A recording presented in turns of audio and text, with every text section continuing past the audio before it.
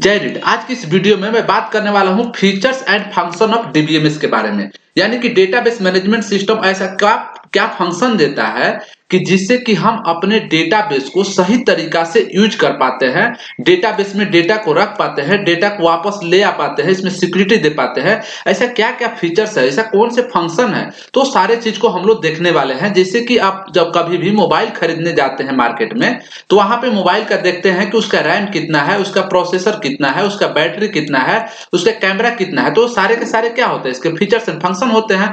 तो उसी चीज को हम लोग in the case of the DBMS में देखने वाले हैं कि जब डेटाबेस मैनेजमेंट सिस्टम के सब्जेक्ट को हम लोग पढ़ रहे हैं तो उनके सारे फीचर्स के और फंक्शन को जानना हमें जरूरी होता है, ताकि इन द अपकमिंग जो कंटेंट है उसको हम आसानी से समझ सके। तो चलिए हम लोग स्टार्ट करते हैं और देखते हैं कि ये कौन कौन से फीचर्स एंड फंक्शन को प्रोवाइड करता है। तो पहला इसका जो फीचर्स है, डेटा डेफिनेशन लैंग्वेज, जिसको डीडीएल बोलते हैं। ये क्या बोलता है कि जो यूजर होते हैं इनको बोलता है कि मैं आपको एक स्ट्रक्चर वे में डेटाबेस क्रिएट करने के लिए अपना जो है ना एक फीचर्स दे रहा हूं, जिसके माध्यम से आप डेटाबेस के अंदर टेबल क्रिएट कर सकते हैं। कैसे कर सकते हैं, तो by using the create table statement you can create the table.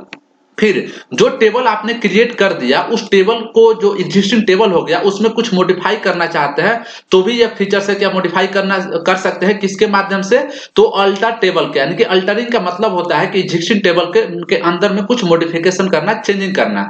अगला कि आप कुछ टेबल उसमें जो बनाए हैं उसको डिलीट भी कर सकते हैं। तो चलिए पहले फीचर्स को तो हम लोग समझ गए। दूसरा जो फीचर्स है डेटा मैनिपुलेशन लैंग्वेज, जिसको डीएमएल बोलते हैं। ये अगर मान लीजिए जब आप डेटाबेस में टेबल को बना दिए तो इसमें टेबल में अपने डेटा को डालेंगे कैसे, डेटा को स्टोर कैसे कराएंगे, इसका भी फीचर्स हमें मिलता है।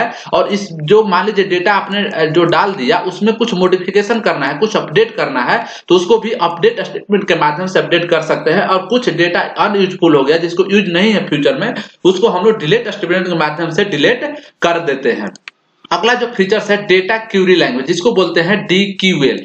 ये क्या करता है और ये फीचर्स क्या है कि ये बोलता है कि जब कभी आपके पास डेटा को आपने इंसर्ट कर दिया, इंसर्ट के माध्यम से जैसे कि आपने इंसर्ट कर दिया, तो उस डेटा को वापस लाएंगे कैसे, रिट्राइव कैसे करेंगे, उसके लिए एक सिलेक्ट स्टेटमेंट देता है, जिसके माध्यम से हम लोग डेटा को बाहर ला पाते हैं और रिट्राइव कर पाते हैं। तो ये तीन फीचर्स हम लोग देखे। देखिए अगला फीचर जो है वो बहुत ही इंपॉर्टेंट है, कंकरेंसी कंट्रोल जो फीचर्स। इसका मतलब क्या हुआ कि कंकरेंसी कंट्रोल का मतलब होता है कि जब हमारे पास कोई डेटाबेस होता है तो उस डेटाबेस में एक साथ में मल्टीपल यूजर काम करते हैं, बहुत सारे यूजर होते हैं। इस तरह से मान लीजिए 1 2 3 बहुत है, तो एक साथ में साइमल्टेनियसली कैसे डेटा को जो है इसमें इंसर्ट करेंगे, कैसे डेटा को अपडेट करेंगे, कैसे डेटा को जो है मैनिपुलेट करेंगे, वो सारे के सारे काम एक साथ में पैरेलली हो, उस ये भी फीचर्स मिलता है। और इसमें क्या होता है कि ये इंश्योर करता है, क्या करता है, ये सुनिश्चित करता है डेटा के कंसिस्टेंसी, यानी कि डेटा के जो स्थिरता है उसको बनाए रखने में, और साथ में प्रिवेंट कॉन्फ्लिक्ट। प्रिवेंट का मतलब होता है कि रोकना, कॉन्फ्लिक्ट मतलब संघर्ष या आपस में लड़ाई, यानी कि जब मल्टीपल एक साथ में मल्टीपल यूजर डेटा को डाल रहे हैं तो उनके जो है ना कि आपस में संघर्ष को रोका जा सके, ऐसा फीचर्स कंकरेंसी कंट्रोल के द्वारा दिया जाता है। अगला जो है डेटा इंटीग्रिटी।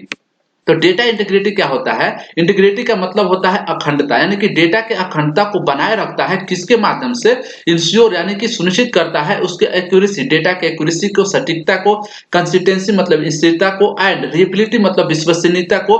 ये सारे के सारे को जो है ना कुछ रूल एंड रेगुलेशन के माध्यम से इनके डेटा के अखंडता को, डेटा के इंटीग्रिटी को बनाए रखता है, जिसे एग्जाम्पल में बात करें प्राइमरी की फॉरेन की यूज करके।